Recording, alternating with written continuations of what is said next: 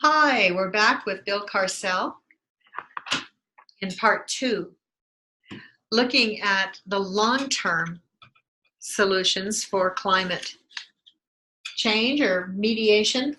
Climate intervention, we could say. Okay. We now have a warming climate, and we need to do something to cool it off again, cool it back to a level where we know that it is good for ecosystems and good for humanity. Where do we start? There's so many directions we could go with this. So assuming that we are successful in a short-term intervention, which we talked about in the previous video, through sky brightening and bringing down our temperature, we still have a problem of our emissions of greenhouse gases. We are producing carbon dioxide, we are oxides of nitrogen, methane is being released. We are producing tropospheric ozone, black carbon. All of these are greenhouse emissions, greenhouse pollutants. All of these things trap heat, trap excess heat in our atmosphere and are warming the planet. So I said in the last video that, that there is so much of this material, we'll take CO2 as an example, in the atmosphere, that even if we stop emissions today, totally stop emissions, which we don't seem to be able, there is no proof so far. There has been no demonstration that anyone can reduce their emissions, regardless of the agreements, regardless of what what countries have signed up for in the Paris agreements. In any case, that stuff is up there in the atmosphere. It's trapping heat. So we have to return our atmospheric composition to previous levels where, yes, there's CO2 in the atmosphere. It's necessary for plant growth. But how much we need to go back to a lower level that does not generate excess heat on the planet. So how to do that? We need to stop emitting greenhouse gases, CO2, for example. And what is the primary source of the CO2 we're emitting? Well, it's to produce energy. We're using a chemical combustion process where we burn carboniferous material like coal, like wood, like natural gas, and the byproduct of that is carbon dioxide, and that is what is trapping the heat. So we need to quit producing that. We need to quit putting it up into the atmosphere. It was okay when the population of the planet was a few million people, but there's too many of us now, and our energy needs are too great. We're producing too much CO2. So what can we do about that? Well, we need to switch to a different energy production technology. So it is a popular narrative today that by simply switching to the so-called renewable energy sources, we'll be able to achieve an elimination eventually of all of our CO2 emissions. There is no evidence that that will work with our present technologies, and here's why. There are problems with renewable energies. There's not a problem with the concept of renewable energy. In fact, that is absolutely what we need. There are problems with the technologies that we've developed so far. So primarily, we are talking about wind energy and solar energy. So let's talk about wind for a minute. Wind energy is up to about 1% penetration, up to about, if it is about 1% of the energy that's available to us, it has a very small ecological, environmental footprint. It is causing very few environmental impacts. Using the best life cycle evaluation, life cycle environmental performance evaluation methodologies that we have, we find that if we get as high as 5% of our energy coming from wind, and in fact from solar for that matter, that it has the same environmental footprint as whatever energy we use to back it up. Well, what do I mean by backing it up? We're not willing to accept energy outages generally. We get upset if our electricity goes off. Well, if demand goes up and the wind stops blowing, if we're 100% wind energy, where do we get our energy? We're not getting it. So we have to have something, we have to have an energy generation source at present to back it up. And that always turns out to be either a coal-fired power plant, a natural gas-fired power plant, or maybe a nuclear plant that can be ramped up. Mostly natural gas can respond relatively quickly to changes in demand. They have the capacity to increase their generation to follow the increase in demand and meet that demand. By the way, all energy, well, 99.99 something percent of the energy that is produced worldwide is used at the instant that it's produced. We do not have technologies that allow us to store significant amounts of energies. We don't amounts of energy. We don't have batteries that can do that, that can store enough. People have talked about maybe using cryogenic batteries. That is all in its infancy, and there has been no demonstration of an ability to store enough energy that we could completely switch over to renewables, such as wind, which is going to stop producing energy when the wind quits blowing, such as solar. And every night, every day so far of my life, the sun is set every evening, and those solar cells stop producing energy. Do you know of companies that are inventing and working on storage, batteries, all that we need to keep this energy and distribute it when it's needed? I do know, I don't know their names, but I do know that there is a push, there's a drive to produce more efficient batteries with greater storage, and primarily that has been to power electric vehicles. Electric vehicles just don't have the range that we would like them to have. Now, electric vehicles are one matter, but to power industry, to power all of our residences, all of the buildings where people work, factories, all you can think of lighting, all of the reasons that we produce energy, all of the demands on our energy sources, we're nowhere near being able to power those things through storage devices. There have been probably the most effective energy storage method that I know of is pump-back hydropower storage, where you have two reservoirs, one at a higher level, one at a lower level. And so during the day, when the price of energy is high, and the price follows demand.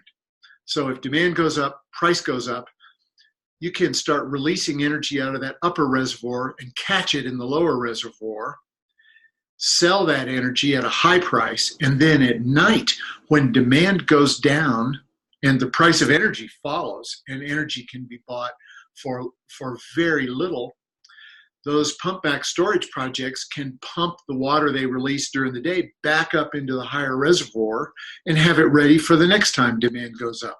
The next afternoon, basically, is what it amounts to.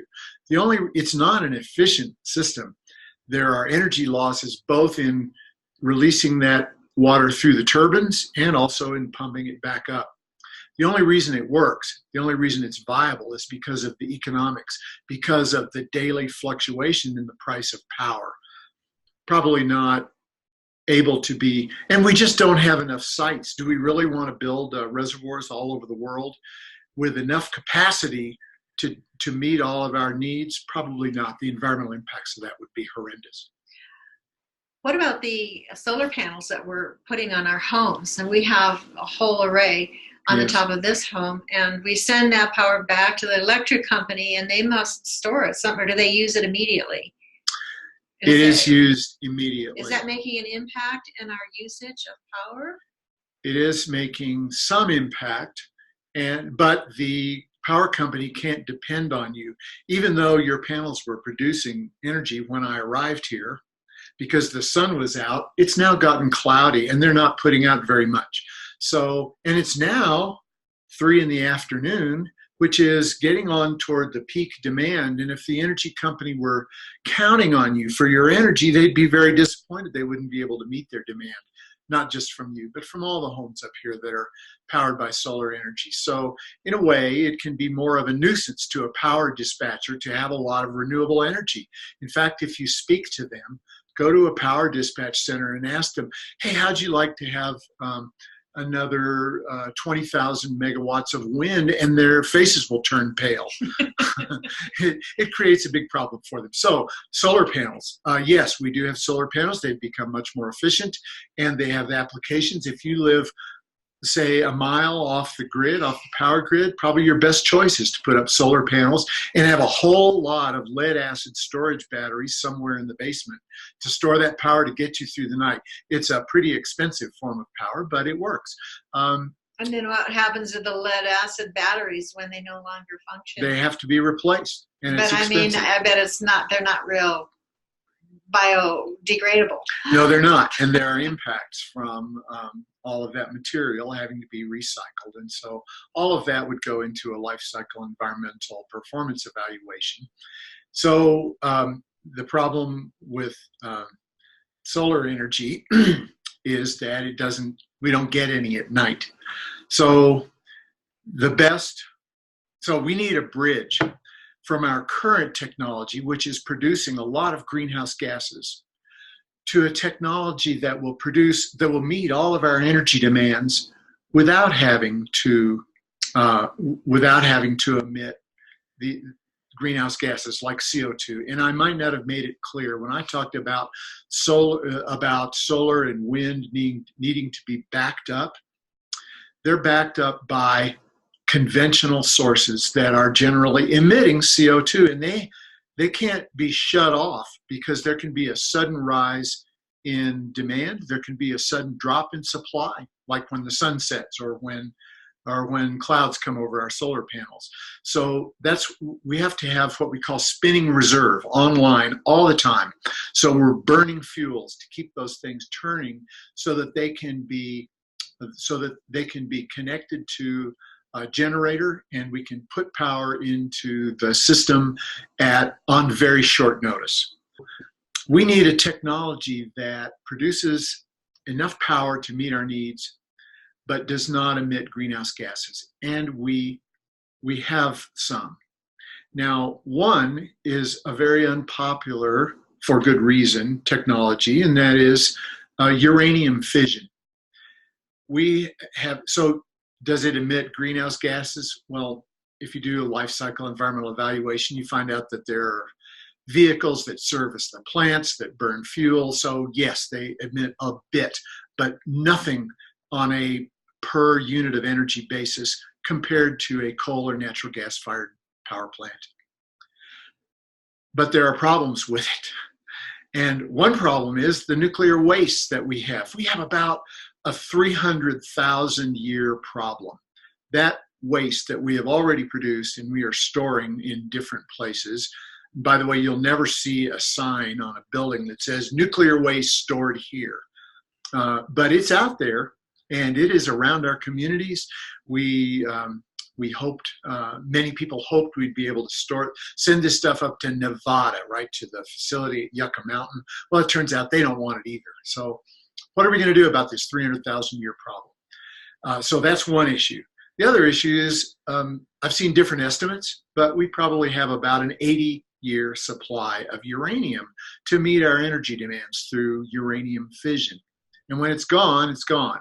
And if in the meantime, if in that 80 years we have some kind of Manhattan project and we develop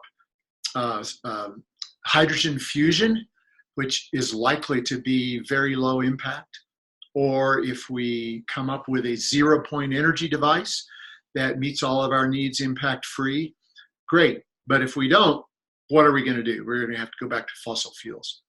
Except there is another technology available, which is quite promising, effective, has been demonstrated even, and that is, it is also nuclear fission, but it's using, instead of uranium, using thorium. So I said there's an 80-year supply maybe of uranium. Well, there's a 1,500-year supply at least of thorium. The catch is it takes a little bit of uranium to catalyze the thorium fission reaction. So if you first burn up all the uranium, then the 1,500 years of thorium supply is stranded. We won't be able to use it. So we need to switch now, save our uranium. One of the benefits of thorium, and I know nuclear fission sounds scary, and that's because the only type most of us are familiar with is uranium fission. Thorium fission is different. It's a different technology. It's a different reaction. And if in the case of Fukushima or Chernobyl, we have some kind of incident, the power goes out, you don't have a core meltdown. Instead, the reaction just goes cold, and it can be restarted later when the power is restored. Another benefit of thorium is that it has the ability to detoxify about 95% of the waste that we've already produced from uranium fission. We could feed that into the thorium fission process, detoxify it, and instead of having a 300,000 year problem, maybe we'll have a 15,000 year problem, which is still a long time. But I'm saying this is a bridging technology to whatever we're ultimately going to use as a clean and inexhaustible energy source. Wow, it's a 300,000 year problem. So it makes it sound almost insurmountable. Now I should go on, because I said this has been demonstrated, and I should go on to say that China, Russia, and India are all building thorium plants. In fact, the shipping industry is starting to build ships with thorium fission plants on board because they're safe, they're cheap. You can build them for about the same price as a coal-fired plant, and they're reliable. So it's a great source of energy. Why aren't we doing it in this country? And by the way, those three countries I mentioned, they're buying up thorium reserves as quickly as we can. Well, why don't we do it in this country? It would be a great bridge. And 1,500 years to develop a reliable energy source that is sustainable sounds a lot more attainable than 80 years, because we've been working on nuclear fusion for decades now, and we don't seem to make much progress. In any case, so why don't we build it in this country? Two reasons, I think, and this is my personal opinion, and somebody could prove me wrong, and I'd love to be educated further about it. It seems to me that the companies that build our fission plants, our uranium fission plants, know how to build uranium fission plants. And they have models on the shelf that they can produce. They know exactly how much they cost, and they can bring one up and have it generating right away over a period of a few years of construction. And so it could be that we just haven't thought about doing it enough, that we haven't been inventive and forward-looking enough to bring on. We've just done the whole same old thing instead of exploring thorium fission. Again, this is my opinion. One of what I consider the benefits of thorium fission is that it does not produce plutonium like uranium fission does. I think of that as something good. And Sherry was saying, oh, how great, let's do that. Well, there are certain interests who actually want plutonium. You can't build a nuclear bomb without a plutonium trigger, as I understand it. So, my goodness, what if we ran out of nuclear bombs?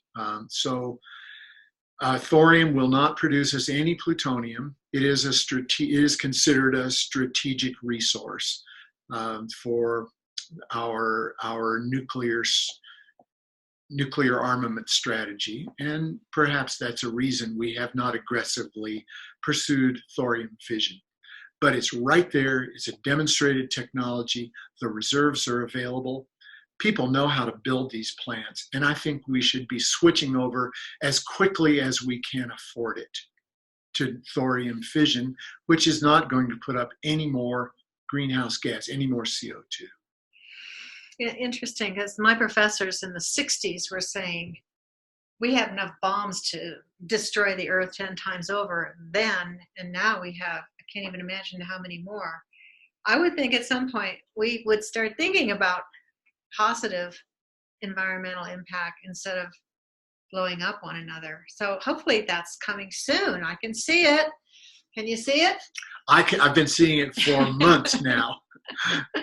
Okay. We're waiting for it to manifest. We want everyone to see it. So that those sounds like a calls and great solution. emails to your congressional representatives will do more good than, especially as more of us begin contacting them about these two issues, sky brightening and thorium fission, for a bridge technology into the energy of the future. It sounds good. You know, there aren't a lot of people that have this information. We're very fortunate today to have Bill and his expertise share this with us. We thank you so much for spending the time to come up the mountain and give us a little rundown on some of the positive things that we could be doing. And it takes all of us to insist that we move forward instead of backward in some of these technologies to save our planet. So in concluding, do you have anything else that you can share with us about these technologies? Well, these are the energy technology. Thorium fission is proven. The sky brightening through sea salt dispersion is proven in nature. We know that it works. We just need to refine a technology a little bit. And mostly that is the work that needs to be done is refining a nozzle that is the most efficient and keeps the salt in small enough particles that it stays up for a long time. And in developing systems to reliably deploy and operate autonomous vessels to put this sea salt up in exactly the areas where it will do the most good and have no environmental impact. And these could be vessels that are already out there. Sure, we could retrofit vessels, or we could design vessels for this, since we really don't need crew quarters. And these would, by the way, I don't want you to think that I'm disparaging solar energy. These would be solar operated vessels. And so when the sun goes down, they can park themselves somewhere and be just fine. And these can be remotely operated, don't have to have a crew on them. They can be serviced as needed. And anyway, all of this technology is proven. We just need to demonstrate it. And as I said in the earlier video, a demonstration project we estimate to be about $30 million, a drop in the federal budget. So a little cheaper than allowing the temperatures to soar and then have to move the whole population that's living near the sea. Thank you. I think so. Thank you so much for Great. Inviting me up today, Sherry. Thanks for coming. What a treat. And if, I'm mostly retired, and if any of you have groups to whom you would like this presentation delivered, I'm generally happy to do that. Yeah, let us know, because we're doing this to get it distributed, to get the word out. The more people who know, the sooner it will come about. So thank you for being interested and for spreading the word. Thank you so much.